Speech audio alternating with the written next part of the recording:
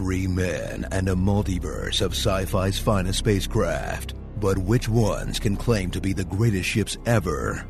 Welcome to Space Doc Jury.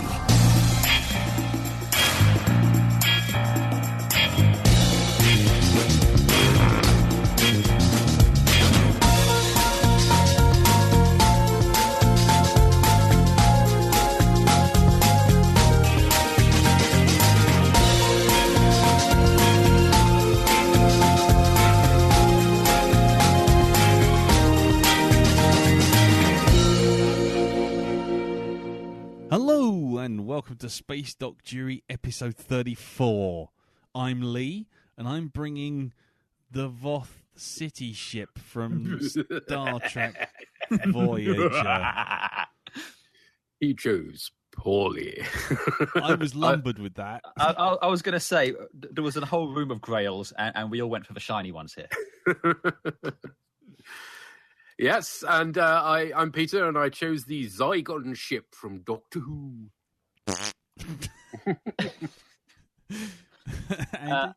And I'm Andy, and I chose the Shadow of Intent from the Halo series. Wah, wah, wah, wah. Yeah. Oh, please, no one has a clue what my one is. Yes, I do. No one has a clue. Your I've one. seen a picture and everything. Which is more than you could be saying for the Voth city ship. Oh, yes. Well, even having watched the episode, we haven't particularly seen it, have we? Let's face it. No. All I know is I wasted 2 fucking hours of my life trying to get Netflix on my Xbox, and then to watch Star Trek Voyager, one of the worst episodes I've ever seen in my life. and strangely enough, not the worst it has to offer. No, as I may be finding out in the future from what it sounds like. Anyway. So, yes, welcome to episode 34. What we appear to be doing is large ships with kind of one geometric shape between them. Yeah. It's a tenuous link, but we're sticking with it. Yeah. It's blobby ships. Blobby ships. And, yes, and so, before we get going, last episode, we had the Under the Bus episode. Yes. And, it changed the bottom 10. As I understand it, so are we going to do the bottom 10? I think we should turn it over to our expert for things concerning the bottom, Peter. No, thank you for not calling me the bottom expert, because I'm not sure I want to live up to that particular title. Well, not in your particular line of work. There's all sorts of things that go wrong. I believe that's an ecumenical matter. Bloody cheek, literally. Well, oh dear, already gone tits up. The naysayers have flown off the cast already. Watch them fly. Anyway, go on in. So, shall we do the bottom 10? The bottom 10, the unlovables, cast out into the space dock junkyard for use as target practice. Yeah, let's do it. Okay, number 10, we have the USS Pasteurized is best. Oh, God. At number 9, bringing some 60s style to the ship pile, we have the Dalek mothership from the Cushing Classics. Oh, yeah. Oh. You may fire when ready. Wedged under a low bridge somewhere near Yeldon, we have the Speedo Ghost from Ace Trucking at number 8. Our seventh... sorry, I wonder if that's going to be in the new Dread TV series. What? Little cameo, maybe? What, the Speedo Ghost? Yeah. Oh, he's trucking it. Not very likely, is it? No, not really. You're more likely to get Alpha, Johnny Alpha, aren't you? Because there was a bit of a crossover with that. Yeah. Still unlikely. Anyway, that's good stuff. We're not talking about good stuff here. We're talking about the bottom stuff. Pardon? The bottom feeders. Move on to and just 7. like that, we're back in this month. Position number 7. It turns out to be slightly less than meets the eye when it comes to space travel. It's the Ark from Transformers. The breast our number 6 ship can bring into battle is its orange mammary goodness. It's Nell from Battle Beyond the Stars. All together now. Boobies! Boobies! And speaking of boobies and nudie ladies. Yes, and number 5. It's the ship of puckered anuses. The Life Force Vampire Derelict. Oh, goody. Yay, it's the butthole servers. Buttholes from space. Number 4 is Lilo's big red one. Oh. And he's seen by a vet anyway. Oh, Hovering around the bottom 3 is another flying saucer intent on invading the Earth. It's the shoddily programmed ID4 mothership. Mm-hmm. The Thunder Road is our number 2 in so many ways. Yes. And still shitting at the bottom, reeking like a soiled nappy left out in the sun. It's the Origaga from something claiming to be an alien film. Yeah. I wonder if the Covenant will end up dethroning that. I wonder. I was going to say, I wonder where the Covenant might end up. But given when this will come out after our mini-sode. After our mini-sode. So our thoughts on that should be known to you all. Yes. Yes. Where you can laugh at us and our naivety. In the past. Yes. And maybe we should also revisit, he says, doing some temporal mechanics. Maybe we should also revisit the my predictions from the Alien Top 7. Yes. Oh, well, yes, indeed. But yes, enough of that for that time. But yes, so last time I lost with the Life Force vampire I'd ship. say it wasn't so much as lost as in you won at losing. Yes. Yes. That's what I did. Yes. Yes. Right. Brilliant. Okay. You lost the best. I was the best at losing. You were. Your ship went under the bus so far. Yeah. A triumph of shitness. It was. It was a glorious shit pile. Which is funny enough, one of the lesser known ships in the Halo series. Lesser known, they made 4 games out of that thing. No, the glorious shit pile. One of the Covenant ships. Anyway, right, okay. Well, this is going to be quite quick. So let's kick off with my ship, the Voth City ship. Yeah, I can already hear you opening the beers. Yeah, I was searching around desperately. Let's face it, we're going to need them. Yeah. Right.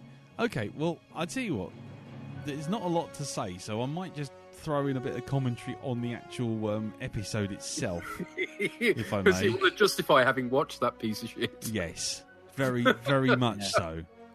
Good luck on that, yeah. Yeah, the Voth City ship was a ship piloted by the Voth.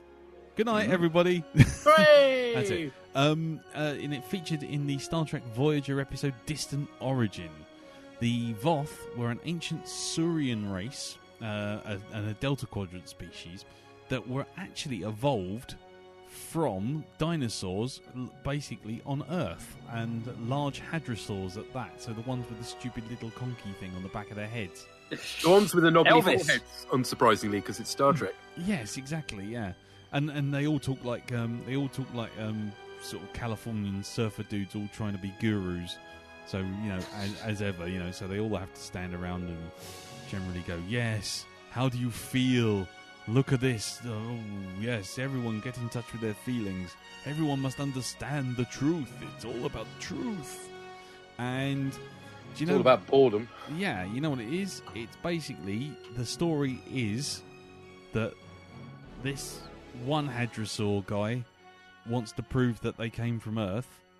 Everyone else doesn't want to believe it. He proves it by landing on the Voyager, or finding the Voyager.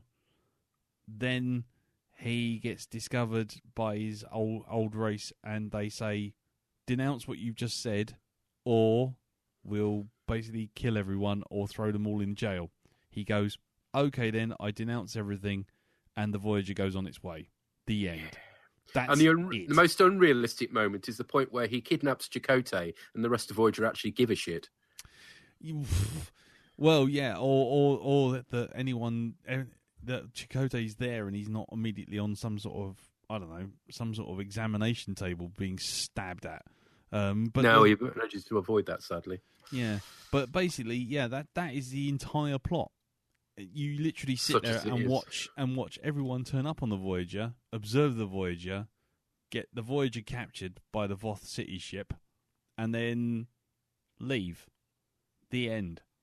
It's the only time I've ever watched Trek and thought, do you know what? If something actually happened in this episode, I think I might be interested, but nothing did. Nope. And yeah, so that's that. So the Voth themselves are fucking stupid looking.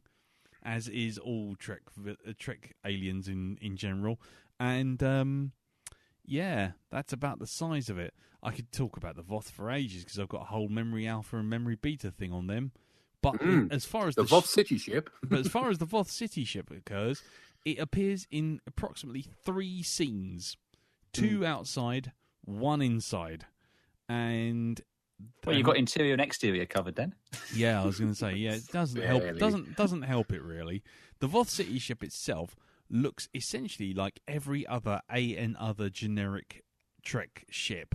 Whenever you want a Trek ship to look generic, what you basically do is you make a sphere, then you pull the 2 sides out so it looks like wings, and then you basically make it green and put some lights on it, and that's pretty much the size of it. It looks like. What does it look like? It looks like someone started making a 3D Squid and then got bored, essentially. And it was modelled by Rick Sternbach, who obviously was as bored as everyone else because yes, or a couple of spare seconds. Yeah, or he may have attended the puppetry of the penis show because looking at it from one shot, it looks like someone's grabbed hold of their testicles and pulled them out sideways. So I think this was still around the time they were kind of doing the full transition to 3D. So I think he was, he's going through his Inside Lightwave book while he was doing this. Yeah, everything has to be done in sub-Ds. Everything's sub-Ds. There's no straight lines on anything. According to Memory Alpha, the Voth City ship was a massive transwarp-capable starship that served as the centre of Voth civilization. Not that that's ever explained in the actual show. The Voth City ship located and captured the USS Voyager in 2373 and proceeded to beam the Federation ship aboard. Once aboard, the crew of the city ship established a ship-wide dampening field, which rendered tricorders, phasers, and other main power non-operative. That's it. That's your entire thing.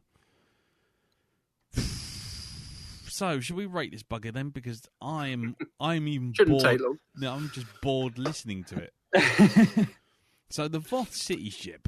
Right, now, I did do one little bit of Googling on this thing, and there are a number, as unsurprisingly, talking about sort of various what the Trekkie type ships, there's plenty of shit being made up and scribbled down, and many people anally kind of working out one size of a ship next to another. And the size, roughly speaking, according to about 4 different sources, but I don't know if they're all just referencing each other, is the ship is actually 4 kilometers long. Ooh. So that makes... It's 11. That's an 11. That's not a good start, is it? Right. Well, I think it depends what your goals here are. If it's under the plus you want, then no, it is not a good start. Well, at the moment, I have to say that my goal really is to really impress upon the listeners precisely how bloody awful this ship and the episode it's in is in. Let me put it to the listeners this way, yeah? Here's a concept I'm going to pitch to you, yeah? Okay, here's the idea. Dinosaurs in space. Now, just let that percolate for a minute. Dinosaurs in space. Now, think of the worst possible permutation of that. Yeah, I was going to say, if you're a Doctor Who fan, you're thinking, sounds Silurians, they're cool. No. This what Doctor Who did well in the 70s, this does really badly and boring. Well, you say well. Well, good side. Not bad. But still. Dinosaurs in space, it conjures up ideas of like velociraptors with just a laser guns, helmet on and lasers and shit. Oh, it'd be amazing. And no, it's dudes with lumpy foreheads. It's tedious debate. Yeah. By the way, I just want to backtrack on the score. I have just realised that I forget that we take the largest score, not just the one that I read. And the one that they marked was width of 4.9 kilometres, but actually the length is 8.917 kilometres. Shooting up to a 12. I've got it here on memory beta saying the length is 4.9. Hold on, I shall show you. Well, I shall point you in the direction of where to go. Ian Richards on Twitter who has done all sorts of stuff, and I shall find the picture and I shall send it to you. Go to copy. Though he's got a load of other stuff as well, so I'm not entirely sure. Like, I didn't even know there was a Voth Fortress ship. Nothing ever gets mentioned. Oh, that's out of what's that shitty game? Star Trek Online. Yeah, there you go. Ah, so this must be from Star Trek Online. He must have lifted these things from that. So where do we stand on using that then? Well, I'm looking at the memory beta page, which has the Voth City ship, the one from the thing, and it goes length of 4.9 kilometers. Fine. So put it back to 11. I'm not in a rush to boost it any further than it needs to. Right. Okay. So Sublight. It's a Trek ship. So what do we give Treks on Sublight? Was it usually? Oh, we give Federation Trek ships. A thingy, but do we see this thing moving Sublight? Well, it catches. You watched it, so yeah, it does. No, it does kind of sit there. I mean, it does have transwarp, so it's going to do well on FTL, but it has Sublight not so much because it's a huge, great big city in space. It has transwarp, and they even make a whole thing about like how they're catching up with They have to slow down because otherwise they're going to overtake the Voyager. They're going that fast. Yeah, that's right. And that was at FTL, wasn't it? Yeah. But for Sublight, literally, we just see it hanging there in space, unfortunately. So I suspect you're going to have to go for one for that. That's cool. I'm happy with that. One. Right, okay. FTL, they literally have to put the brakes on because they're about to overtake the Voyager. Well, transwarp is, I think, you're kind of in Babylon 5 jump gatey sort of realms, because when you see the Borg doing it, it's the whole space tunnels and shit. So I think you're, free-ish for I think that's fair. Yeah. I mean, Trek is normally 2, so yeah. I mean, that sounds fair to me. But I was going to say just going forward with transwarp, because I know it's going to come up again at some point. But especially if you start doing Voyager ships, every other one had bloody transwarp. Yeah, exactly. But the thing which is quite interesting is there's a little stinger at the beginning of this stupid fucking episode, which gives you another mystery which never gets resolved, which is that there's a dead Federation person who's been stripped to the bone in a cave, and that's how they find the Voyager, because they find a dead body. Who it is, don't know. Who could it be? Who gives a shit? Yeah, exactly. And they find a little. I mean, they went through so many crew in that series. It's unbelievable. And shuttles. Yeah. and hull plating, and basically script supervisors, yeah, exactly. And viewers, ultimately. And but there's actually a moment where they work out that the body that's been left there and is remarkably decomposed for the amount of time, because they say, based on the carbon dating, they're at least a day away. They've been flying at warp 7 for a day, and the Voth little ship manages to fly to them and back to the city ship in under 20 minutes. So it's really quite and then the Voth city ship then comes to Voyager. So you're presumably saying that Voyager's been flying for a day and a half and at normal warp speeds, and this thing just goes blink and just appears, and then blink and then fucks off again. So I think it comes down to, again, just how slow, with finger quotes, Trek warp is. It's we think of Trek warp FTL and we go, oh wow, that's really, really fast. But in the grand scheme of science fiction and everything we've kind of got in our repertoire of things, it's kind of a bottom end for FTL stuff. I mean, the only thing literally slower is just thingy traveling at light speed. Yeah, exactly. I mean, 4 is kind of instantaneous jumps, like Battlestar and everything like that, where the only real limit is just plotting the distance of a jump. Whereas transwarp, and I'm just going off the evidence we see in Star Trek as a whole, and that's the Borg, that's when they start messing around with slipstream and all that sort of stuff. It's very much in that sense of you enter into a glowy green tunnel, like the Star Wars jump gate thing, and it's all kind of and they come out. So I think until we have solid information otherwise, I would be pegging transwarp at a 3.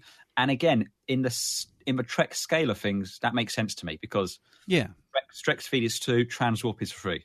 Oh, that's cool. I'm down with that. I've got no problem with it. I just know that at some point we're going to hit this again, so it's just better to have it sort of locked down. Right, okay, so maneuverability for this thing, 1. In fact, actually, is it a 0? Is it a 0? It might be a 0. I mean, we gave the doesn't really move, does it? We gave it the GTVA Colossus. We gave the Colossus a 0 because that never fucking moves. Yeah, well, the Voth City ship really doesn't move. Death Star got a 0. Babylon 4 got a 0. I think you could have a 0. Yeah. I think I'll take that 0. Yes. Now, as far as firepower is concerned, where do we stand on this? Well, the thing I have here is once again going into our friend What the Trek. As in terms of just, I don't know. It's really hard to say. I mean, we got to put it as a 1 because we just don't know. Well, it could be a 0 if you don't know. Well, it can be a 0 if we don't know. It doesn't fire anyway. The thing is, they don't actually need to fire because they have this thing where they turn off the. They got this special where you can turn the other guy's weapons off. Yeah. So they don't actually need firepower, really, do they? No. And they do basically beam the and entire in terms of ship their personal carried weapons, they shoot darts. It's fucking bullseye. What the hell? I mean, perhaps the ships do that as well. Yeah. Maybe 180. Oh, look what you could have won. Listen to Tony. Now listen to Tony. I come from Sheffield. Brilliant. You've won a speedboat. Yeah. I live in Come on, bully. I live in a flat 47 floors up. Oh, brilliant. And you'll love this camper van. Anyway. So, the firepower. Yeah, we're going to mark it 0 because we really don't see any weapons, any evidence at all. Active weaponry. Or defense. Active defense. Now, here we're into a bit of a weird one because, I mean, it could be special, it could be active, but... I think your dampening fields are special. Yeah. The dampening fields are special and it only works once the Voyager's caught. So it can't be... I'd almost be inclined to let you have a second special for the being able to beam a starship inside of you.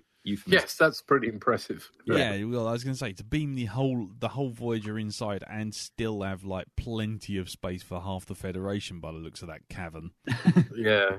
Which I will get to, because there's something about that I've got to raise a point. But anyway, so there's nothing active. I guess we could say Trek shields by assumption, because these guys were... There's no evidence of them, though. And again, we assume with Federation stuff, Trek shields, but unless there's a line of dialogue or something like that going, oh, their shields are too powerful for us to get through or something, their strength seems to be from their size and they're turning you off. Yeah, essentially, that's exactly what happens. Yeah, it turns you off in a big way as a viewer. Yeah. It really does, yes. Yeah, no surprises there.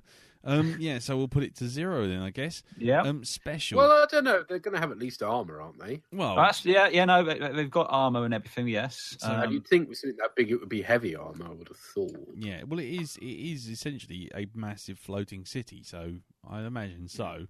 3. So I think 2. I think 2. Okay. Special. Well, obviously we have the aforementioned beaming an entire spaceship inside yourself and then dampening the bastard to the point where it just turns off entirely.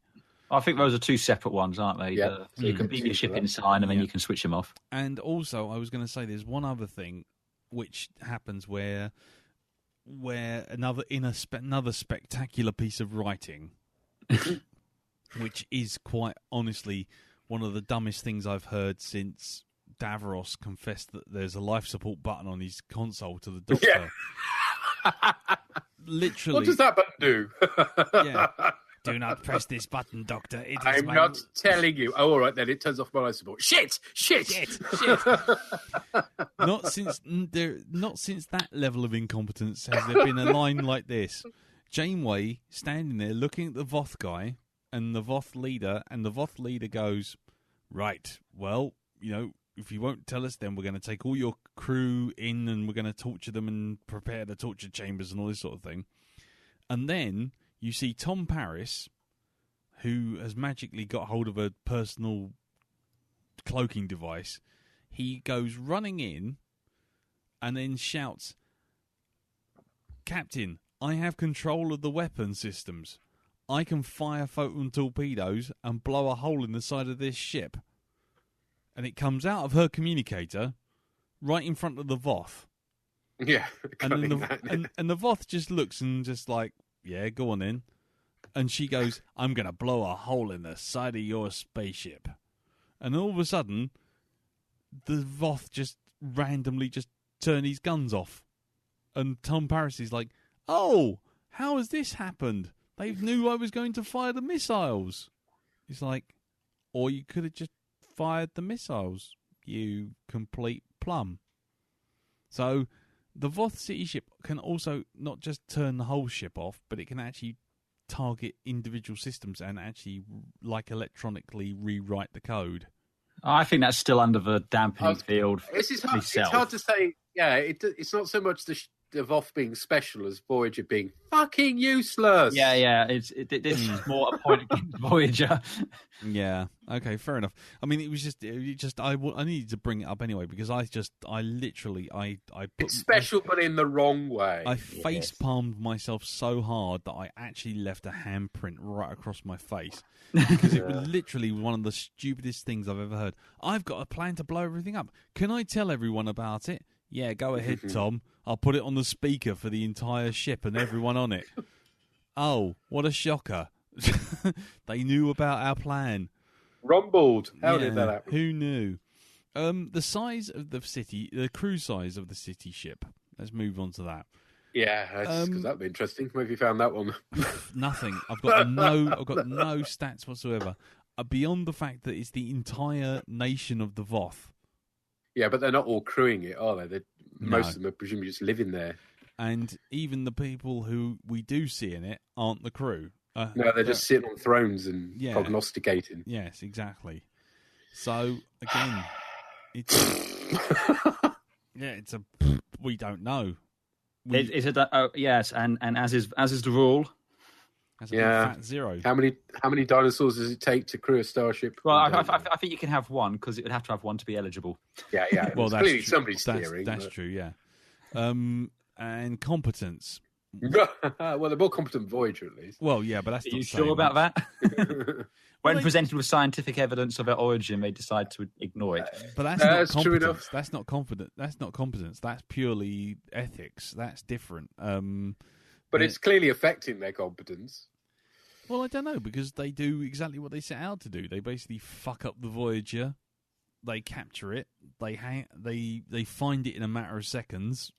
They could have found out about their origin, but they don't because they're a bunch of fuckwits. Yeah, they choose and they could have destroyed Voyager and spared us all another 2 years of that. Yes! No, there's a serious lack of competence. No, they couldn't even kill Chakotay, for heaven's sake. Yeah. How incompetent can you be? Well, actually, it was worse than that. It was Series 3, so we still had 4 seasons to go after this. Yeah, and you're even asking about the competence score, sir? Yes, I'll give him 1. Right. A very generous one. Yeah. Exterior. This is the worst kind of shit CGI. It's like a blur on the screen, isn't it? It's awful. It's so vague. It's clearly one of those knocked together in the last 5 minutes. We need something. It needs to be green. And I thought my bandwidth was playing up for a minute. And then I looked at Memory Alpha and the picture they got was exactly the same. It's like, oh, right, okay. Exactly. I put it on Netflix, and Netflix was showing it to me in 4:3, which is the first, which is a big no-no for me. So I got the TV and I put it into zoom mode to sort of stretch the image out. And what that would have made it even worse. Exactly. I think, yeah. It literally looked like someone had just wiped their nose on the screen. Yeah, it is. It really is. Yeah. It's just... You know what the really sad thing is? Go on. Well, Rick Sternbach originally worked with Andrew Probert designing the Reefer Enterprise. Mm. Yeah. And he worked designing, I mean, I know it's not to Lee's taste, but, again, he worked on The Next Generation designing the D. I think here's somebody who's really good at models, but possibly shouldn't have been let near a computer. Well, he was more in the, again, doing the illustrations of the design side of things, I think it was. Technical consultants and senior illustrators. Yeah, once they moved over to the CG stuff, like I said, someone's got his Inside Lightwave manual. Inside Lightwave 5 book, I think it would have been at the time. Yeah, I think so. Yeah, I mean, it's just ridiculously tedious. And the thing is, the ship itself is, it's just non-entity. It's just got nothing. It's just a smooth lump that's pulled into shape, and then with a couple of greebies stuck on the outside. It's really just the most lazy design I've ever seen. A nondescript lump of gob. Yes, exactly. If it turned up in sort of very early Babylon 5, I would have kind of gone, well, okay, fair enough. Give it a pass. Yeah. Give it a pass because it's really early CG. But I can't do that. I can't. Not in good conscience. Not saying that Babylon 5 had ended and we'd moved on by 3 years, and yet CG had just Trek has done.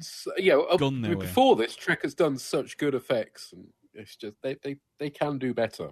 A lot better. A lot better. Yeah. Yes. In the margins, in red pen, see me. Yeah. Could do better. Try again. So I'm asking for a big fat 1. Yeah. It's a generous one. Yeah. I don't think we've got the option of a 0, so yes, you may have your 1. It has an exterior, so we've got to give it 1. Yeah. And as far as the interior is concerned, we have a slight issue, you see. Because what happens is they beam the ship inside. They beam Voyager inside, and you see already that Voyager from the outside is kind of... It's not massive by comparison to the city ship. However, you do get a sense of scale, which is why you had this bloke looking at the things and trying to work out the sizes and all that kind of stuff. It beams inside. It looks almost like leftover concept art from Voyager. It does. It goes on forever inside. Exactly. It's TARDIS-like. Well, that's the point. It goes on inside forever, but not only that, the top to bottom of it, just the height, just tells you that this is not a space that's inside a ship that is ostensibly flat. If you look at the side of the Voth city ship, it is pretty much sort of the smallest dimension is height, and and then when you see Voyager beside it, it's kind of like, oh, okay, hold on, I shall for your delectation and delight, here we go. This is gonna test us. Because we're trying this on a new sound system, by the way, ladies and gentlemen. So if I go, oh God, view, oh bloody hell! Right, okay, I'm gonna do this. Right, ladies and gentlemen, if it all goes horribly wrong, I can only apologise, but I'm gonna share my screen so everyone can see what I'm looking at. So here we go. Ta-da, everyone. Yeah, yep. Right, okay, so. Oh, it's Inception. Yeah, it's because everyone can see everyone else's screens. So I'm going to do a print screen just to make this even weirder. Yeah. Now, if we go to the Voth city ship, which I'm previously looking at, not that one. There we go. So if we, oh, for God's sakes, right, there we go. So here we can see that the Voyager, it's a little bit far away, but it's still relatively. It's not minuscule. No. But look at it in that shot there. And it's fucking pathetically small. And whatever is, when that is just inside, it's like, well, hold on. So inside the Voth city ship is like 5 times taller than the outside of the city ship. Does not compute. Can you also... from the side, the ship kind of just reminds me of that shitty time ship they had in Voyager as well. The one from the 29th century. Oh, God. I almost wonder if they just reused the model. Well, yeah. I mean, there's lots of ships where it looks like... also looks like a Galore class, but all they did was just sort of smooth it off. Oh. Come on. If you turn that... If you see that bit there, those bat wings with the little pointy bit at the back, if you turned that round the other way... Oh, I see. Yeah, if you had it the way around, possibly, yes. Yeah, and then you just took all the greebles off it. Yeah. Greebles, yeah. Greebles. Where would we be with Let's hear it for the Greebles. So anyway, I'm gonna stop. Lovely couple. Lovely couple. Yes, met the Greebles. I've got to say, just looking at that interior shot as well, especially the detail in the foreground along the top. I mean, that's basic boxes. They're not even beveled well. It's generic textures. It's bloody whole plate TGA all over that fucking thing. Whole plate TGA, and it's really just fucking shit. So it's shit, and it doesn't fit. So I'm giving it a 1. Give it a 1. Yeah. Science. It's a city full of dinosaurs that can transwarp around the universe, and they never even get to the bottom of why the hadrosaurs left Earth and why T-Rexes and all the others didn't. So I didn't mention this, but the hadrosaurs massively fundamentalist. Yeah, massively. Yeah. If you didn't subscribe to their religion, you weren't getting on. Totally right-wing bastards. Absolutely. So proper bastards, a lot of them. Proper bastards, a lot of them hadrosaurs. So shit. Yeah. So I'm shit. Science shit. What science? There is no science. You literally matter transported something that's like 400 meters across and containing hundreds of people inside. Shit. Well, we've given zeros to the Life Force ship, the TARDIS, the Nevada. Oh yeah, if Nevada got 0, this motherfucker have a 0. Yeah, there you go. Cool factor. I'm going to give it a fuck you out of 10. What are you going to give it, Andy? Go fuck yourself, sir. Oh, thank you. And Pete? No, sorry. If I may, go Voth yourself. You mother Vother. Mother Vother. There's the episode title. Right, Mother Vother. Right, so, and Pete? Dinosaur egg 0. Oh, it's a dinosaur egg. It's a full-size steaming dinosaur egg. You know what that means? The Voth City ship has stormed in with a bullet to the bottom 10. Right? Yay! Yeah. Hold on. I'm going to paste that down there. And yes, it's number 3 in the bottom 10 with 23 points. Yep. It's just displaced the ID4 mothership. Yeah, the ID4 mothership. It does mean that you now have the entire bottom 3 sewn up there. I do. Yeah, that's it. I am the shipmaster general of the Space Dock jury. You are the shitmaster, yes. Yeah. Shitty McShitface. Yeah, Captain Shit Biscuit. Right, okay. Well, there you go. So, congratulations. Your reputation's in tatters, Pete, here. Yeah, I know. Hey, anyway, it's up for me, so yeah. Splendid. Yeah. So, there you go. The Voth City ship. Absolute pile of cack. And if anyone feels like basically wasting 45 minutes of their life, just go and watch Distant Origin and realise that absolutely nothing No. happens. If you want to waste 45 minutes of your life, just go and have a wank for 45 minutes. It's going to be more fulfilling than this. You can have a wank for 45 minutes. 45 minutes? Bloody hell. Fucking hell. What, it's better than watching that shit. Wow. Well, there's a challenge, ladies and gentlemen. Or a sore point, more likely. Yeah, that's given. Several sore points, in fact. Right, okay. Well, there you go. Well, as and on that bombshell, as the wheels further fly off into space, now it's time. The wheels, the nacelles, the hubcaps, the wings, everything. It's all gone wrong. So now it's time to go for our second ship. Now, who came second to last time? That was Pete with the USS Pasteurized is best. Yeah, the Beverly Crusher Love Wand, Federation 24th Century. So, and now you're going to bring us the Zygon Rubik's Snake. Something like that, yes. Yes, I suppose it is a bit, yeah. The wonder that is the Zygon ship, yes. Go on in. Let's see if this can do any better than the Voth. That's my challenge for tonight. I don't think it's much of a challenge. From the 1975 4-part story, Terror of the Zygons, in Mad Tom's second season. No. The Zygons themselves are shape-changing aliens, not so easy to say after a few beers, who made a return in the Day of the Doctor anniversary special, and arguably are some of the best realised monsters in Who, certainly in Classic Who. They're splendid. Mm-hmm. Being one of my choices, of course, their ship crash-landed on Earth. Centuries ago, whilst fleeing from their exploding planets. Not only did they crash their ship, they managed to blow their planet up as well. Well done, lads. That might affect their competence somewhat. It might do, yes. Their ship was then used as a base of operations under Loch Ness, from which the Zygon leader, Broton, could control the Scarison, a massive cyborg beastie that was effectively the origin of the Loch Ness monster. Cue music.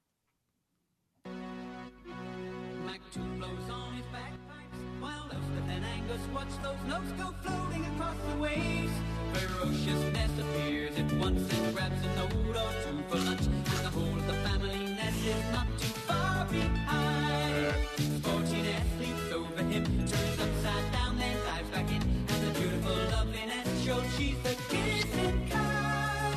Eyewitness comes up for air and taking notes without a care, returns with a crunch and a batch and a splash to the family nest. And if that doesn't take you back, you're too young, damn you! Yeah. Google I'm it. going to need about 350 though. Yeah, that was a descent into lunchtime hell. Your next challenge, Pete, is to find a way to weave the Jimbo theme into one of these episodes. Yeah, that could be slightly Transformer related, possibly. I don't know. What about or Dr. Snuggles, friend of the animal world? Oh, Nutty Noah. Oh, Nutty God. Noah. Jamie and the Magic Torch. Rhubarb and custard. Actually, we're just listing children's programs at this point. But hey, that's our next mini-sode, isn't it? Yeah, the Google It episode. What do you millennials not understand of our gags? Yes. And just in case you think I'm being a tad racist, the entire episode, the episode starts with a guy in Ulrich talking about haggis, and it remains at that level of subtlety when it comes to the Scots throughout. Brigadier Lethbridge Stewart wears a kilt because he's Brigadier Lethbridge Stewart, obviously. The doctor gets rid of his scarf and has a tartan one and one of those Scottish hats as well. It's all very subtle. There's one of the Zygons, shape-changing Zygons, he's playing his human part. He's called Caber. Yeah, it's that subtle. Yeah. I also remember this is the episode that has Tom Baker, basically. This was the one where, in the Black Dog, we realised that Tom just switches off when the camera's not on him. He just stares into the middle distance, doesn't he, bless him, when he's not being spoken to. Yeah, and he just sits there with his eyes kind of agape and his mouth kind of half open, as if he's kind of being told, as if he's having a really in-depth conversation with a ghost just on camera. And and he's also wearing a sporran. I remember that for no discernible reason other than just cause. They're in Scotland. Except, of course, it's not actually in Scotland. They've been filming on the south coast. Yeah. So it's about as Scottish as the Falkland Islands are. Mm-hmm. Yeah. Anyway, moving on from the family nest. The dastardly Zygons are planning on making the Earth their new home, but are, of course, thwarted by the Doctor, who blows up their ship using its self-destruct system. Aha, they should have invested in a security code system like 1, 1A, 2B, or something like that. The interior is wonderfully organic. I mean, this is one of the good things about it, actually. It has a nerve centre featuring a fine rubbery control panel, lots of nobules, and their scanner has veins on it. So they go all out with the organic side of things. It's powered by organic crystallography. That's science for you. Yeah. What that means is the controls are fondled, which did give the cast the giggles. Particularly since it does look like a collection of nipples are being tweaked. And the Zygons, is a bit unfortunate. And the Zygons are, how can we say this, juicy. Juicy? Yeah, they were all slimy and it's everything. not the word I'd have gone with, but not so much. No, they're knobbly. They're knobbly, Not but so much everything. juicy. But when they're touching everything, they're kind of glistening, and it's all a bit. It had a feeling of that film Society. Oh yes, it is a bit Society. Yeah, that sort of rubbery, fetishy. Yes, it does have an element of that to it, certainly. Yeah. And what's his name? Freeborn, who did Yoda, had a hand in designing them. Alan no, not Alan Freeborn. Is it John? Oh, it doesn't matter. I can't remember. Yeah, you're right though. Freeborn. Yeah. That Yoda chap. Yeah, before he got big. Yeah. There's also the body print room that enables the Zygons to change shape. Sadly, it's nearly always the case with these things. It's a collection of hair dryers, basically, with veins painted on them. Yeah. And there's a prison cell, which is rather less imaginatively realised. It has to be said, just a bunch of portcullis type things. Anyway, the ship, yes, we've talked about the ship being destroyed. Yes, I'll come on to the realisation when we get to that section. But yes, it's not bad for period Who, but we'll see how it fares. In terms of size, that I've got no stats here. You get a rough idea of scale when you get shots of the Doctor exiting the ship, cunningly achieved by having the ship really close to the camera and the actor really far away. Yeah. Sort of feels like a Blackadder moment. Yeah, exactly. Yeah. Yeah.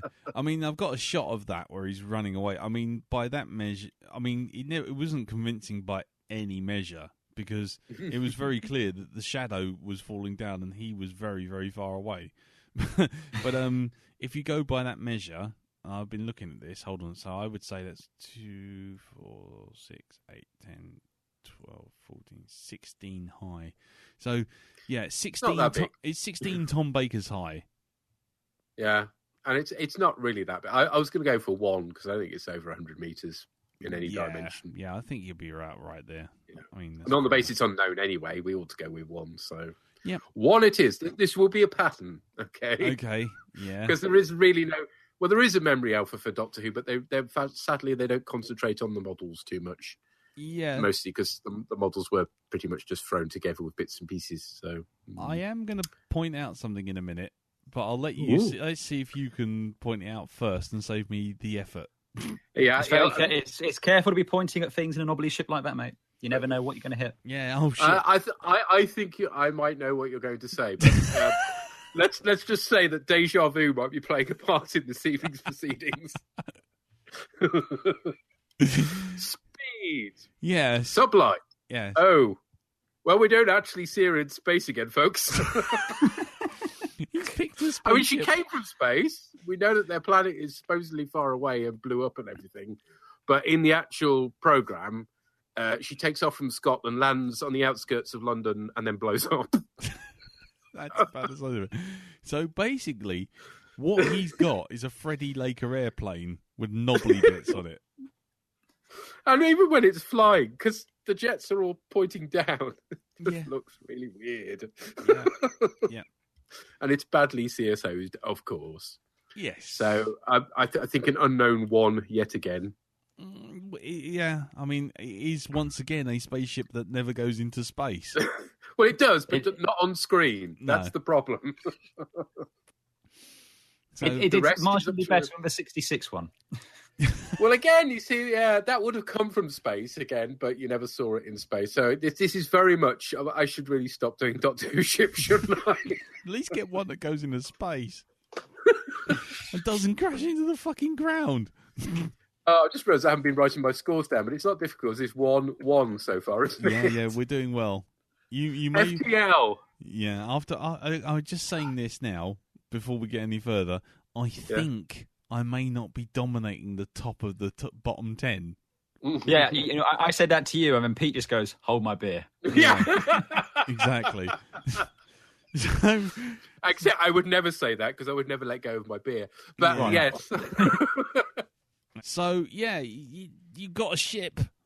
You got a ship that doesn't go into space, and not on screen, and we don't have any idea about the FTL whatsoever. I mean, so sometimes unknown is 1, but in the case of FTL, if we don't actually know it has one at all, do we score it 0? It is. I think you got to go 0 because it. No, I think I'm gonna pull science rank here. I'm gonna say you can have 1 because it's come so far. Okay. It's come so far, and the thoughts that it travelled at sublight speeds to get there. No. I draw the line at the plausibility. Damn it. Yeah. Plausibility plus Doctor I'm glad Who. I've troubled you. Okay. Maneuverability, it doesn't really. It kind of flies in a straight line. It wobbles a bit, but I think that might be the strings. Yeah, that's not maneuverability. That's one, I think. Okay, we're doing well. Yeah, firepower. There's a theme developing. You'll notice. Although I'm going to disturb the theme here because it doesn't actually have any firepower evidenced whatsoever. I mean, if it did, it wouldn't need this bloody crap-looking dinosaur thing, the Loch Ness monster, to go and take out the oil rigs. It would zap them, and it wouldn't have old Lethbridge Stewart just go on then, blow it up, and that's the end of it. So yeah, I think 0 for firepower, folks. Okay. Limbo. Wow. I can actually see us actually creating a 0 on the top 10. Go to 1 and then 0. Got to go below it. Yeah. Here's where things turn round a bit. Go on. 0 anyway, because in terms of defence, it does have radar jamming that knocks out the entire country's radar. That strikes me as more of a special. Yeah. Feel free to stick under special if you like. Yeah. Okay, well, I'll stick it under special. Plus Loch Ness Monster must count as a special. Hey, I was going for 2 on this. Well, 1 for special originally. Now I'm going for 2. Hey, excellent. Wow, that's good news. Did it ever get its 350 though? No. So no one else watches South Park here? No. I'm so disappointed. No, sorry. So active has got 0 then. Active has got 0. Yes, that's not uncommon. That's not a problem. That happens. Yes, occasionally. Yeah, just take 5 minutes. Give it some time. Exactly. Think about a football team. You'll be fine. You'll be right as rain. Passive. Good news on passive. Okay, yeah, go on. It survived at the bottom of Loch Ness under considerable pressure, and we know how that there isn't any pressure in space. So therefore, it must have heavy armor. I'm saying. Point of order, Your Honour. It gets blown up by a single tank shell from unit. And Loch No, Ness... it doesn't. It gets blown up by its self-destruct system. I thought you said yourself that Lethbridge Stewart says blow it up, and he basically detonates it. No, they send some fighter planes at it, but they don't do any good. It's the self-destruct system that blows it up. Ah. And if I may, Your Honours, the depth of Loch Ness is 227 metres. That's a lot of water. That is a lot of water, but to give you some, context here, the deepest point on Earth is the Marianas Trench. We're going to get Jacques Cousteau on our ass now. We're going to get a bit Jacques Cousteau. Yeah. The Marianas Trench is 10,944 metres. Mm. Now, if it was at the bottom of that, I'd say absolutely heavy armour, not a problem. The bottom of Loch Ness, what is it? Floats have survived down there from parades. And as we've seen in the actual episode, a man with a sock on his hand and googly eyes can survive down there as well. I'm happy to give you a 1 on evidence of Loch Ness. Well, thank you. Excellent. Hey, it's better than nothing. In fairness, I would give it 2 simply because it does, as you say, it does take on fighter jets and doesn't get damaged. Mm. Do the fighter jets hit it, or are they just really shit? Yeah, because we don't see because they can't afford to show the actual attack. But yeah, so we go for 2 or 1 on that one. Well, I don't care about the 2 because it's kicking it while it's down. All I would suggest is if you don't actually see the fighter jets hitting it, its anti-radar thing might be meaning that they couldn't hit it because of that, and that comes under your special. Good point. Well made. 1. Okay, 1 it is then. 2 for special, as we've established for the combination of what were we saying? I can't find radar, anti-radar ability, and anti-radar and the Loch Ness bloody monster, which is controlled from the ship and presumably was transported it originally, presumably in kit form. Clearly, it was put together very badly by somebody with a hangover. But yeah, have you seen this thing, Andy? Have you seen the I have. I've seen bug-eyed Loch Ness monster. It does look like something which should be featured on Mystery Science Theatre. It's beautiful. It's just it probably actually would be rejected by them, I suspect. Oh, I don't know. Yeah, I actually, I'm pretty sure it would. Because no. But I'm rejoicing because that is that my first score above 1. Yeah, it is. Yeah. We're cooking on gas now. We're up to and I'm pleased to say you've got a crew number in the story. Crew number, there are 6, which scores me 2. Oh, he's on gas now. Sir. Oh, Yeah, he's I know. flying now. Hold on to your hats, folks. Until we get to competence. Bugger. Yeah. Why did you? Those dizzying highs seem so far away all of a Well, sudden. they do, yes. They suffer from Bond villainitis in a big way. Yes. They constantly think they've killed the Doctor and his companions and then just leave them to escape. I thought you meant they sit around stroking their pussies. Oh, No, not so much. Yeah. We're a high-class podcast here, Andy. Why are you bringing down the tone? I'm sorry. It's this new system that we're using. It's the lights. They're doing things to me. Yeah. And ultimately, their plan, such as it is, and I must admit, having watched the 4 episodes, I was just struggling to grasp it, is something to do with disrupting an energy conference using the Loch Ness Monster. Which, for all the targets to go for, I don't know. Yeah, which considering the Zygons, the shape changes as well. Yeah, they could have disguised themselves as the Prime Minister and just taken over the world or something. Yeah. I don't know. Yeah, so best 2, I think. And then some. And then I'm getting kicked down to a 1 by the sounds of it. You fucking well are. I watched those episodes as well for Black Dog ages ago, and I thought that was the most incompetent thing since Roger Delgado in The Demons with his I'm just gonna summon up some demons. Oh, everyone's against me. Oh, it's gone after me. Oh dear. That is a pattern that happens quite a bit, that he thinks he's got the aliens working for him, then they turn against him and he's like, oh Doctor, can I help you defeat them? Yeah, he's like, oh no, curse you and your inevitable betrayal. Exactly. What with you being a demon and everything. Yeah, the devil. The devil I never expected you himself to turn against me. Yeah, I thought you were on my side. Oh dear. So yeah. Let's not stray onto the demons, because there is no spaceship in that that's visible anyway. No. Need air. Right, let's move on to the exterior, because that's going to score well. It doesn't look good in the air, it has to be said. It looks good on land, I would argue, and under the sea, because you can't see it very well. It looks good when you can't see it. Yeah, I like that defense. And for Who, it's got a relatively good level of detailing. I shall see if I can send you a picture by I've got a couple of pictures of it already. Hang on, here we go. Is this going to work? Is that share screen? Are you going to show us? He's going to try and install something, mate. I wouldn't. Oh yeah. Oh no, I'm not going to do that. It's scary. Are you going? Hold on. Let me do my share screen, because I've already done this install business. So here we are, trying it again. Da da da da. Bang. Right. So I'm looking at this and this, where it looks like someone's basically printed some bricks on the side. No. The one in the air is terrible because of the CSO, and that one's not so good either. I've got a better one than that, and I've no idea how to share it with you now. Throw it to me on Skype, and I can throw it to you on Facebook. Where it looks like Tetris. Yeah, that's not bad. That's closest to the one I got. Dude, I'm trying. I've got a I'm slightly trying my better hardest. definition picture of that, basically. I'm really trying here. I'm trying to help you. Just no. What is that? What is that? Really? I'm arguing that's good for Who. I'm arguing that's a 3. Well, but there's good for Who. I mean, there's good. These two things are not necessarily within the same Venn diagram.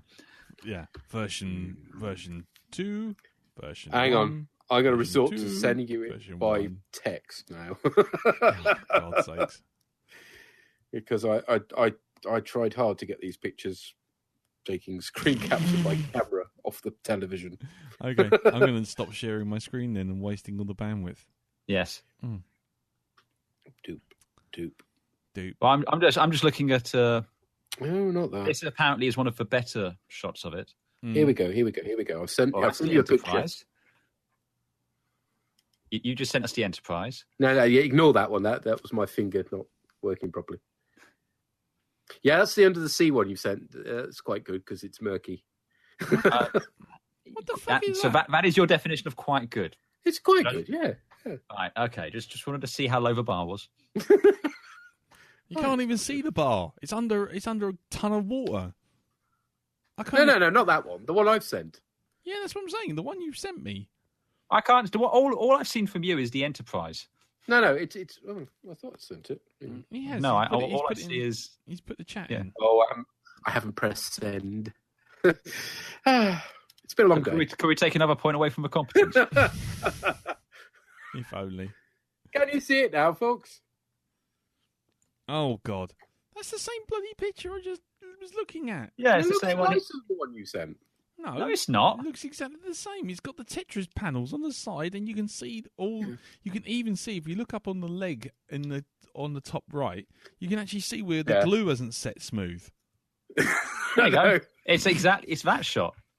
Yeah, exactly. Yeah, there you go. Again, it's the Dougal shot. Mm. Yeah. No, but it's better lit better. The one I You sent. mean someone's turned the contrast That up? to me looks like someone's covered it in bloody foil and then just kind of scored in some weird pattern. It's just rubbish. I'm sorry. Well, I like it. You're more than welcome to like it, but it's rubbish. It really just is rubbish.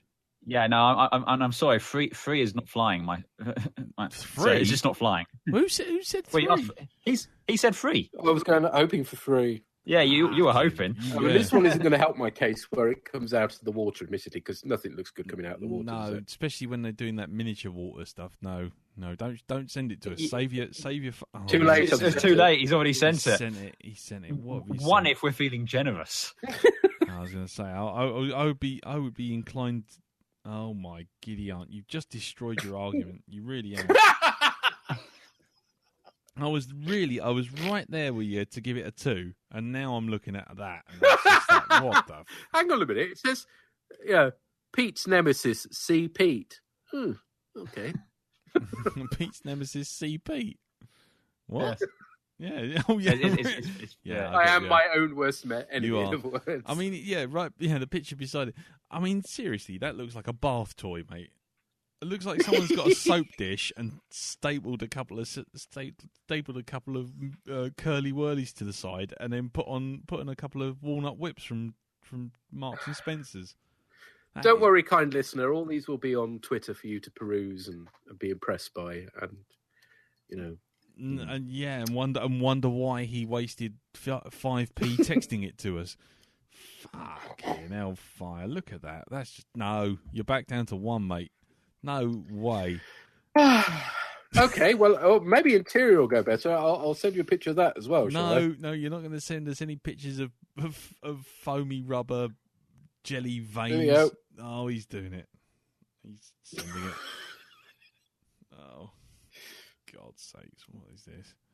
There's some quality stuff there, you know. Quality stuff. Sweet. Yeah. So out of morbid curiosity, I've got to ask, what are you asking for? Well, I was thinking maybe a 3. Have you sought professional help? I have to ask. The control. Well, console. aim high. The Samaritans, they're available 24 hours a day, I'm told. I tell you what. That second one you sent us, the control console, reminds me of a time where I used at primary school, and basically what happened was we used to have foxes that used to come in and they used to poo in our sandpit, and the cats would poo in our sandpit, and then what happened was one day we had a really cold winter snap and it froze over. And you had all these turds, like little spikes sticking out. That's that console. It's a sandpit full of cat turds. That's what it is. Frozen cat turds. They're the best kind. That is not a 3. Even if I, it's not a 3. Not even if I look at it. It's like a bunch of frozen tubes. Yeah, it is. It's like someone. There's like a mushroom. There's a couple Two of. it is then. There's a couple of danishes in there. I think there's a jam tart, Mr. Kipling's jam tart. I'm inclined to give it a 1, and that's basically because there is one. I think it's quite imaginatively realised, personally. Yes, but we've already established you're not quite right in the head. Yeah, we've already established that you're drunk and your own worst enemy at this point. I mean, I mean, look at that. It's like someone just took. That's like a children's first collage. You know when they go at it with like rice and crepe paper and a couple of bits of bread and stick it all to... There's even some toffee sauce on there. I'm pretty sure that there's a... Hold on, that looks like a fondant fancy. It's like some rancid Yorkshire puddings. Yeah, and if you look in the top... Yeah, if you look in the top left corner of that bloody thing as on that second image, it's a jam tart. It's a blackcurrant jam tart. Just no, fuck off. You're getting one for that, and you'd be pleased. That's rubbish. The rubbish thing I've ever seen in my life. Okay. Right. Science. So we've got an organic ship that always scores well on science that operates the Loch Ness Monster, which looks like a sock puppet with googly eyes. That could be set on auto-destruct fairly easily, it has to be said. Doesn't have any weapons. Somehow it travels through the air, despite the fact that all its engines point downwards. So, admittedly, with that one, I was looking at one already. Yeah. Do you know what? I'm going to give it one because it still looks a lot more scientifically plausible than the Voth City ship. Andy? I hate to feel like I'm kicking the good reverend when he's down, but can you tell me anything on this that looks better than the Life Force vampire ship? Or makes more sense from the Life Force vampire ship? I'm sorry. Okay, I'll take it back. You got in the 0. Oh God.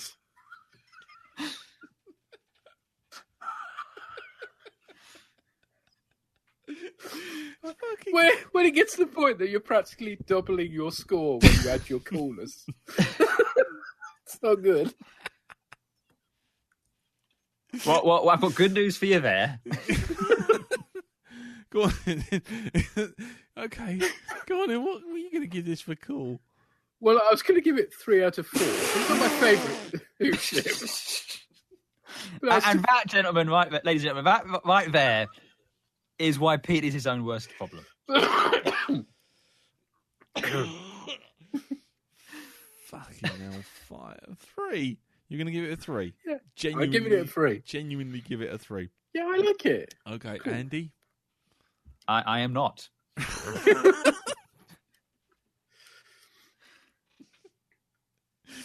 I'm not even going to deign to answer this. I'm just going to... You're just going to have to assume what I'm giving it. Because I'm giving it nothing. Well, there you go. Congratulations, Pete. In the end, it didn't do quite as badly as we thought it might. I mean, don't get me wrong. It's still at the bottom. Of Loch Ness. Wow. That's just wow. Martin Thompson's going to kill me. No, he's not. No, he's not. He won't kill you. Just the legions of Who fans are going to kill us. Wow. Oh, dear. Oh, well. There you go. That went well. Yeah. Thank you very much. McToot, go back to sleep. Yeah, McToot, get off it. Right, okay then. Well, Jesus Christ. Okay then. Well then, it's that's 15 points. The knocking the USM Auriga off its perch at the bottom of the bottom 10. Yeah. So far, we've got 2 in the bottom 10. This isn't even an under the bus special. No, and do you know what? They're both worse than the ones that we did put under the bus. Yeah, I was going to say. This is us trying. This is us trying to get them off the ground. Well, we're certainly living up to our motto: ambitious, but rubbish. Oh dear. Well, let's keep going then. Let's keep this show on the road, such as it is. To imply there was a road to begin with, I think is doing a great disservice to our listeners. Yeah, to the intelligence of our listeners. Yes. Okay, let's put it this way. We've got one more ship to do. Andy? We've got one more ship to do, and then we can fuck off and drink. Too late. I think Pete's well ahead of you on that one. I've drunk Loch Ness by this point. Absolutely, yeah. He's got a sock on his head with googly eyes. Okay, so my ship, Mm. he says with a sense of foreboding interest. Actually, I have a feeling it might be slightly better than the Vogon ship, just on the size, if nothing else. Is the Shadow of Intent, which is a Covenant CAS class assault carrier from the Halo series of games. And those who don't recall the Halo games, they're the ones where you usually have the big bricky things from the humans. But this is the Covenant, it's the alien one, which means they're all very smooth and bulbous and open to interpretation as to what they might be used for. Yeah. Mm-hmm. Showerheads, clearly. Yes. Clearly, it's a showerhead. I don't know if I'm going to get an extra for a pulse setting. We might. We'll have to see if it comes under special. Yeah. But a bit of background information, I suppose, beforehand. Euphemism. Yeah. A CAS class assault carrier, although I think CAS stands for Covenant Assault Ship, but I'm just going what it says here. Assault carrier. Assault carrier, yes. These ships were very, very big, large capital ships in the Covenant fleet, capable of glassing entire planets in the UNSC colonies. What, they went up with a pint glass and went, hey! Exactly like that. That's exactly what happens. It's just like, Okay. you fucking spill my pint. You what, man? You looking at my bird? So you can understand why the UNSC were notably concerned about being glassed by the Covenant ships. It was a terrible thing that could happen. Yes. These assault carriers form the core ships in the fleets. Fleets such as the Fleet of Sacred Consecration, with religious names and all this sort of stuff. So I do apologise if I make a mess of it. And the Solemn Penance. This particular one was captained by Thiel Vadam, better known as the Arbiter. What? Thiel Vadam. That was his name. Right. Thiel Vadam, yes. Thank you. It's reached that point of the evening, ladies and gentlemen. Yep. Anyway, where was I? Yes, was his and formed the core of the Separatist fleet after the Great Schism of the Covenant, and was used to ferry the Forward Unto Dawn and what was the other one called? The other ship to the Ark at the end of Halo 3 to fight the Flood and to save the universe and to do all that good shit. Because yay! Sounds scarily biblical to me. Yeah. There's a lot. There's a lot of that. The funny thing is a lot of the Captain Bible. Moses, by any chance? A lot of the Bible is apparently out of copyright, so apparently no one has filed a claim, so they tend to follow stuff. So yeah, we might touch on some theological stuff at some point. Is there going to be a burning bush at some point? It's entirely possible. Well, the Master Chief took a rather nasty plasma burn to her pubes. Yeah, I was gonna say there'll be a burning bush, but that's because they glassed the planet. Anyway, I'm going to try and desperately steer this thing back on course. Unfortunately, though, it steers like a fucking giant whale, which is what it is. Mm-hmm.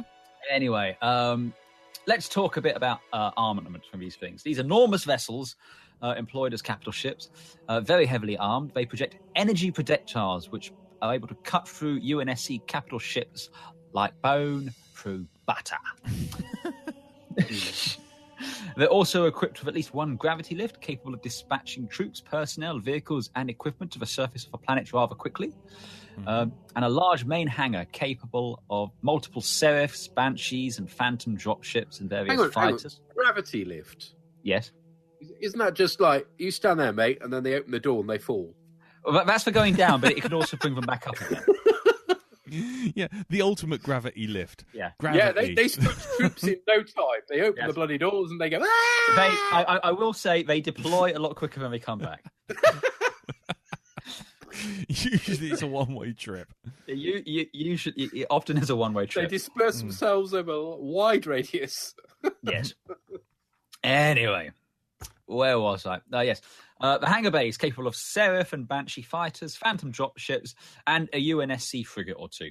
They also possess the ability to launch drop pods, tactically delivering the Sangheli warriors, also known as the Elites. They also carry the dreaded scarab walking tank thingies, which are very bad and kill people, make them very dead. Unless you're a Spartan and jump on the back and then kill everyone on board, and then you can take it for a drive. Tons of fun. Highly recommend it.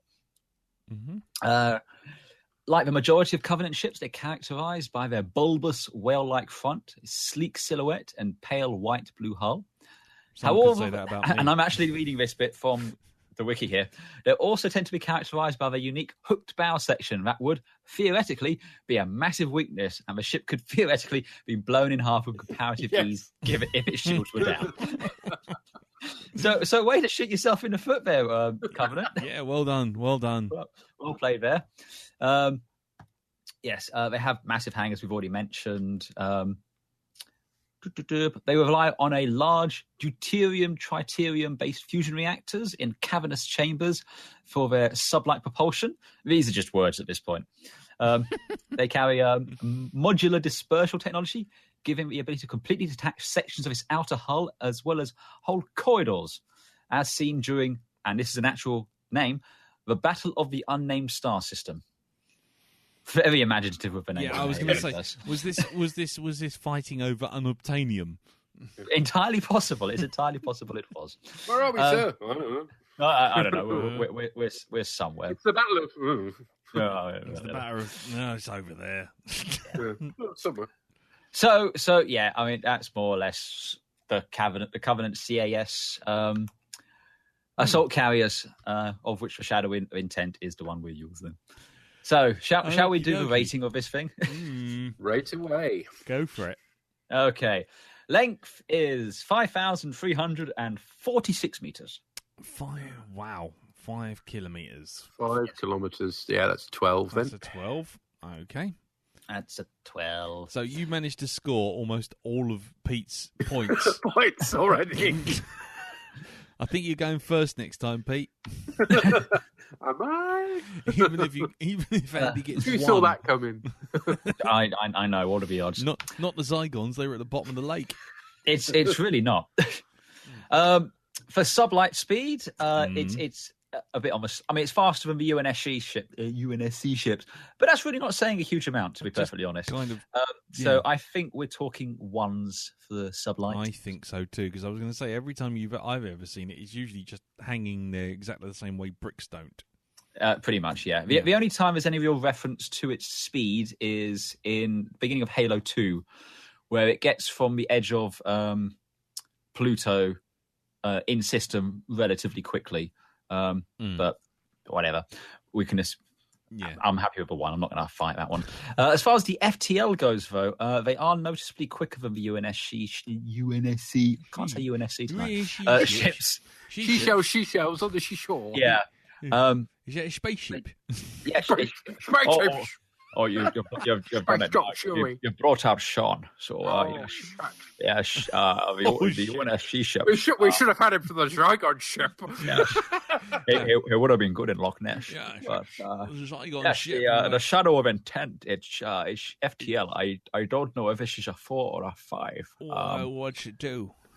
Well, it's as far as we can tell, it's unlimited instantaneous jumps anywhere.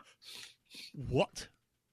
Anywhere. Well, it's the UNSC ships we pegged at a 4, which are limited instantaneous jumps.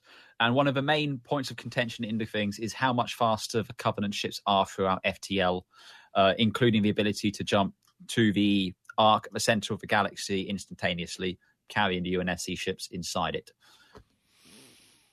Because that kind of implies all sorts of plot holes with Halo. Are you implying that the award-winning Halo first-person shooter games might not have paid as much attention to their writing as they would like to have thought? Yeah, I think if you've got a bunch of jihadi aliens who want to destroy the Earth, and they've got a ship that can leap anywhere instantaneously and glass a planet. I can actually explain that bit because they have actually addressed that. Yeah, they can jump anywhere. Yeah, but they didn't know where Earth was. And when they showed up at the beginning of Halo 2, it was an accident. Okay. They didn't expect. Sorry, didn't mean to invade your world. Complete accident. It literally is. The whole thing in Halo is they make this big thing about the Cole. Sorry, I'm getting off track here, but I'm just very briefly explaining this. They have this thing called the Cole Protocol because they want to keep the location of Earth and their planet secret. So any UNSC ships were captured. They were ordered to destroy all the navigational logs, destroy the AI. The Covenant could not find out where Earth was. And then basically, at the beginning of Halo 2, they showed up. And the whole thing is, though, they weren't expecting this to be Earth. So it was an accident. So our crew competence is already sorted out for us then? Crew competence might suffer somewhat, but yes. But at least as far as the FTL goes, they make a big point about it being faster, and it can jump literally across the galaxy instantaneously, near as we can tell, with no, unlike the UNSC ships, which have got to do navigation plots and stuff like this, the Covenant ones don't seem to. Okay. So what are you asking for? I mean, I don't think it's a TARDIS. So no, but a TARDIS is a 6. I'm asking for 5. Okay. I mean, I've got no frame of reference for that. We had said that 5 was unlimited instantaneous jumps, which is what he's saying it has. Go shout Katie and ask her, she'll know. Yeah, I was going to say, she probably would, actually. Yeah, I'm not going to wake her up now for that, but... You ask her in the morning. I'll ask her in the morning. Anyway, go on in. Okay, you got a 5. So it's all right. We're back to path of the course now. Maneuverability. It's a flying whale. Yeah, is it a 1 or it's a 0? Isn't it? Really? Come on. No. We do see it do some manoeuvring again in Halo 3. Once it's warped out, it does some slow, kind of ponderous turns left and right and stuff like that.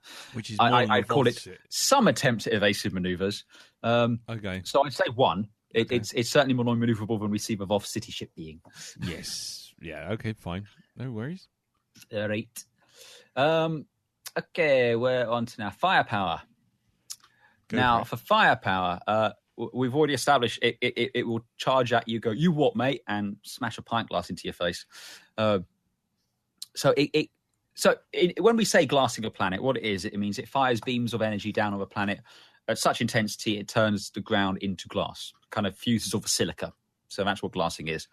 It can't destroy a planet on its own in the same way as a Death Star can, but left to its own devices, it can render the entire thing something rotten, pretty much fucked and uninhabitable. So I think based on that, we're probably talking about a 12. Ends all life on a planet is a 12, yeah. Yeah. Again, it can't multi-shot it, it can't one-shot it, but you leave it to its devices, it'll do it. But then you could argue, not disagreeing with you, to be honest, but just, using that logic, you can say any of our ships can do that. Well, if you want to peg it at 11 for a shadow ship, but no, but I'm just saying. I'm just saying. Yeah, all I was saying. The only point I was making with that is it's not like the Death Star where you fire, planet blows up, and it's not like the Vengeful Spirit where you drop plague bombs and plague wraps around a planet and kills them all. This is effectively mowing a lawn, going up and down, turning everything to glass and rendering everything to slag. That's the way you mow your lawn. You're doing it wrong.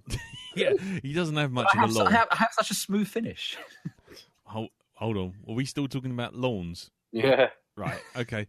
Fine. Okay. Fine. Multi-shot planet. Ends of life on a planet. So it's a 12. Right. Okay. 12.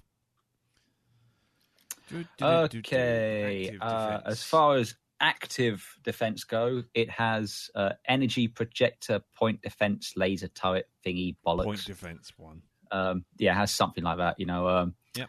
Which I think is kind of the same as the stuff that it uses to knock down the missiles, but I'm just going to say it's just a one thing there. And although it lists it, I don't actually see how this kind of counts as a defensive thing. It makes a point of how it can detach sections of its hull, but that doesn't strike me as a defensive falling apart. It goes to pieces on you.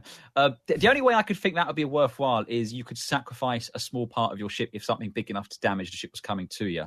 But I'm just going to ask for the 1 for active, I think. Yeah, I was going to say I wouldn't count that as a defensive maneuver myself. Yeah. Okay, what about passive? Passive. They do have very, very effective shields. The shields are able to stand up to pretty much anything the UNSC throw at it. Typically, they have to do the whole get inside somehow through Deus Ex Machina and blow it up from the inside. I think we're talking Trek shields, that sort of level. Okay, so what's that? 4? 4. That's a 4. Yep. Okay. And then moving on to special. Onto special. Well, they have a stealth system. It's not a cloaking in the sense of going invisible, but they're invisible to scanners and stuff like that. Oh, a bit like Thunderbird 3. Fuck you, you're fucking Thunderbird 3. that's a callback, right? Exactly, yeah. Funny. Someone's been reaching the vedettes there. But so yeah, they have that. They have an onboard military defense force in the form of the hunters and the warrior elites and so forth. So that'll be one there. I'm not going to claim anything for gravity lifts because, as Pete has pointed out, that is literally just opening the door and kicking the bastards out. Yep. They do have fighters, though, so that's another one there. So we'll take a point for fighters. Right. I think that's everything that comes to mind. Does it have Jeff from the Counts? Can we just... No. Jeff from the Counts wasn't on this ship. He was on another one. He was on the bit that got ejected. He was, yes. He was the bit that was kicked out. He's walking down the corridor. He's walking down the corridor. All of a sudden, there's a dunk, and all of a sudden, he gets to the door and what the again? Yeah, he's becoming our bad news Brian meme, isn't he? Really, old Jeff from accounts. A little bit. Yeah. Okay, then. So moving on to crew. Crew. I don't actually have a clue in terms of numbers. We do see instances of packed hallways of people, but I can't be asked to sit here and count them all. So I'm just going to ask for 1 because I don't know. Okay. I'm being lazy. Plus, we don't know how many of those are actually warriors and how many of the. Well, we do get instances on the bridge itself where they're all manning the stations. There's the final shot in Halo 3. In fact, what? I'll just have if I can find the screenshot really easily. Matt, very professional man, looks up thing on the internet at the very end of it. If I can find this picture of him on the bridge, haha. No, they're all standing around a table. We'll just go over 1. Okay, right, fine. Okay, competence. Competence. Now, despite what we said earlier about the not being able to find Earth, that's less reflecting how shit the Covenant were and more on how clever the humans were in stopping them finding it. And once they did find, the way the Covenant were generally going around finding the planet, it made sense. They encountered the humans, tried to capture the ships. When they couldn't do that, they just started basically following the jump points off of the vectors the ships would come in on and basically methodically working their way through. But still, that's them as a species, and I'm not talking about them as a species. I'm talking about this particular ship. I'm going to go middle of the road, and I'm just going to ask for a 3. They don't do anything particularly fancily amazing, but at the same point, they don't fuck up stupidly. They're tactically sound when they go to take on the Flood in the end of Halo 3, and the Arbiter is pretty damn fucking cool, and voiced by David Arnold. Yeah. Okay. So on the strength of David Arnold, I'm asking for a 3. David Arnold, the composer.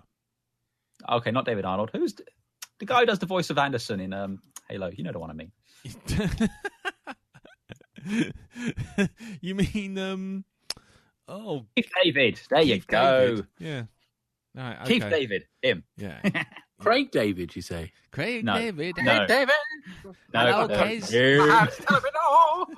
Shamon. No. If it was him, I'd be asking for a 4. Hello, Kez. Right. Okay. So I tell you what, I'll go for a 3. I think that's fine. Okay. Here we go. Exterior. And I'm just going for the 1. I'm not even going to fight that. I'll ask for the 1. Fair enough. And interior. I'll ask for a 1. It Right. has 1. Yes, it does. And for a finish, with your instantaneous jumping across the galaxy, how's the science working out for you? You know what? I'm going to ask for 5. No, I'm asking for 1. You should have it. And cool factor. I'm going to go for 2 on my cool factor. Okay.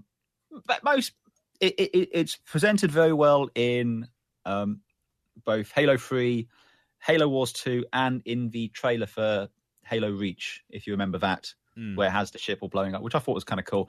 And I like the name, Shadow of Intent. So, yeah, Okay. on that, I'll give it 2. Okay. Pete. Well,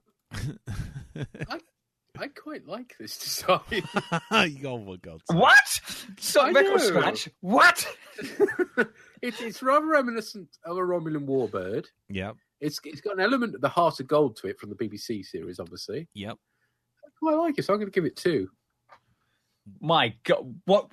I've entered a bloody parallel universe. Up is down, black is white, cats and dogs living together. I told you. Mass hysteria. I was saying that on Black Dog the other day. I'm telling you, there's Alien nothing- Covenant's going to be the best film ever. It is. It is. So 2. Unless it wasn't. Unless it wasn't, in which case, yeah, laugh at us now. Laugh at our naivete. Okay, I'm going to give it 2 as well, actually. I even though it looks like a futuristic bottle opener, it is still quite nice. Yeah, so there you go. So the Shadow of Intent has a cool factor of 6, and that gives it a total score of 52. Ew. Wow. I'm legitimately surprised of it. I thought it was going to do right on the size and the firepower. I'm just shocked by the cool factor. Yeah, well, there you go. You never underestimate the power of delusion. It's true. And how many beers at this point? And and about 27 beers, yeah. So 52, so that puts it just underneath the Nimbus, and just above the Liberator and the White Star. So there you go. And the Regent's flagship and the MCRN Donager. Oh, good old Donny. And it's actually about 5 above the Millennium Falcon. Oh, fucking hell. That can't be right. That's wrong. My secret shame. Your secret shame. Okay, so now that's it. So congratulations, Andy, with getting in at number 1 there, with for winning the this week's episode with 52 points. Then coming in second is me with the Voth City ship, way down at 23 points. And then Pete, not to be outdone on dropping through the floor, goes Pete, 15. hold my beer organ. Down, down, deeper down. Down, deeper and down. Yep, there's our play-out track. Right. Or I'm going deeper underground. No, there's no need for Jamiroquai. No, there just we'll simply, do the first one. just simply isn't. Okay, so that's that. So let's tell you what we're going to have in the next episode. Oh, I will go and tell you that my ship is going to be the Nan Jaquan from Babylon 5. Big Nice. triangle diamondy red paint job and easily cut in half by shadow ships. Yes, slicey. Yes, cut along the dotted line. Yeah, exactly. It's got that little center. Perforated for her pleasure. Exactly. It's got that little center landing strip in many ways. There's an entire season where that was one of the opening shots, wasn't it? Yeah, exactly. It really was, yeah. It was. So, so that's my ship from Babylon 5. And Andy, what are you bringing? Well, keeping with the Babylon 5 theme, I'm going with a Warlock-class destroyer from Crusade because, as you pointed out, it's big, it's bricky, and it's full of guns. Yeah. It's the trifecta. The only problem is to work out what this thing is like. One of us or some of us are going to have to watch Crusade. Or Lost Tales. Oh, for God's sakes. Look, I've done Voth City ships. I can't be doing that as well. No, I refuse. I'm just going to look at pictures. Yeah, I think I'll join you with that. There's just no need for that. Okay, so that's another Babylon 5 ship. So, keeping with a theme then, So keeping Pete, with a theme, Pete will be bringing... Go. Well, I guess I shall think big this time and bring along the Primus-class battlecruiser, a.k.a. the mass-driving, planet-crushing, Centauri, mess-your-life-up thing. Yes. Sitting there with your nine prehensile penises. Yes. And a beer going... Actually, I seem to recall the Primuses got chopped in half by Babylon 5, didn't they, at one point? I don't know. I don't think so. I don't know. We'll have to see, won't we? We will have to see. See next week. But there you go. So there's 3 of the big the 3 sides of Babylon 5. We got Earth Alliance, we got the Narns, and then we got the Centauri. How about that? Why haven't we You got... say Centauri, I say Centauri. Let's call the whole thing. Sorry. Exactly. How many light bulbs does it take how many Centauris does it take to change a light bulb? Well, back in the day, there was Just one. But in the glorious days of your republic. So, Yeah, there you go. So it's going to be a Babylon 5 special next time, in episode 35. He says with a question mark on it, just to remind himself. So plus or minus. Yeah, plus or minus. So there you go. So join us next time for the Nan-Jaquan, the Centauri Primus, and the Earth Alliance Warlock. Or the Borlock, as I will say if I see bloody Crusade. And so, before we go, it's time to do a little bit of, touting our wares. Pete, Bit of pluggage. Bit of pluggage. Get your plug out, Bit of pimping. Get me plug out. Oh, my God. Let's just end how we started. It was all going wrong right from the first. Go on in. There we go. Pull your plug out. Right. Well, on the broadcast currently, and I say currently because obviously we're recording rather than ahead here, but we're into season 5. That's all I can say. But there's been like things. There's been the Easter special, which was Star Trek 2. I'm beginning to doubt myself now. Yes, you did Wrath of Khan. Yes, Wrath of Khan.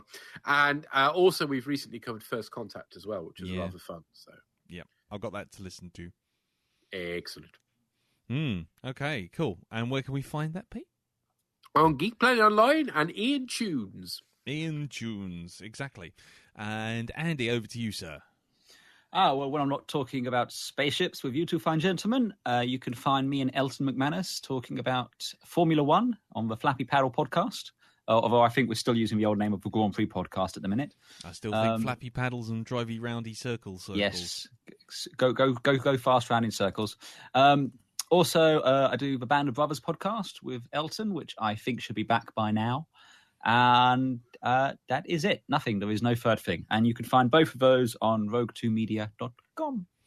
Okay, and then finally, I do the Black Dog podcast, which you can find at blackdogpodcast.com and on iTunes. And yeah, and you can find all of the Space Doc Jury stuff on Facebook, which is facebook.com/groups/Space Doc Jury. You can also join us on Twitter, which is @SpaceDocJury, and take a guess. There's actually a website which is spacedocjury.com where you can find old episodes, and if you want to get in contact with the show, there's a contact page there, and you can fire us off an email, and we can just ignore it. Oh, and YouTube. YouTube, of course. Yes, we have a YouTube thing. We have a YouTube, and what's even more terrifying is we have a new segment, a YouTube exclusive segment. Yes, indeed. We have a YouTube channel which has all the podcasts as audio entries on YouTube. So if you can't get to the podcast for whatever reason, you can get to it through YouTube. And we also have, we have the good Reverend showing off his toys. Though there may be more. That sounds bad. Like I say, I'm going to finish this podcast exactly how it started. And there may even be some video reviews and maybe even some toys on display from me or Andy, I guess, by the time. I think that's definitely going to happen sooner rather than later. Yeah, my shelf of Mass Effect may make an appearance, and I might introduce you to my little queen. Euphemism. Yeah, make of that what you will. So anyway, join us. Yes, look on YouTube. Look for the channel Space Doc Jury, and you will find us. And see you on there. So that's it. Thank you very much for listening. Thank you very much for downloading. Leave us a review if you like. That will also be really appreciated on iTunes. And until next time, when we do some Babylon 5, or maybe if you join us for the mini-sodes, we'll see you next time. Until then, take care. Tatty, bye. Okay, bye. I should go. You can't say that anymore. Yes, I can. No. Yes. No. Yes, I can. Mac 2 blows on his bagpipes, while Elspeth and Angus watch those notes go floating across the waves. Ferociousness appears at once and grabs a note or two for lunch, and the whole of the family nest is not too far behind. Sporty Ness leaps over him, turns upside down, then dives back in, and the beautiful loveliness shows she's the kissing kind. Eyewitness comes up for air and taking notes without a care. Space Doc Jury is a production from Three Angry Beards.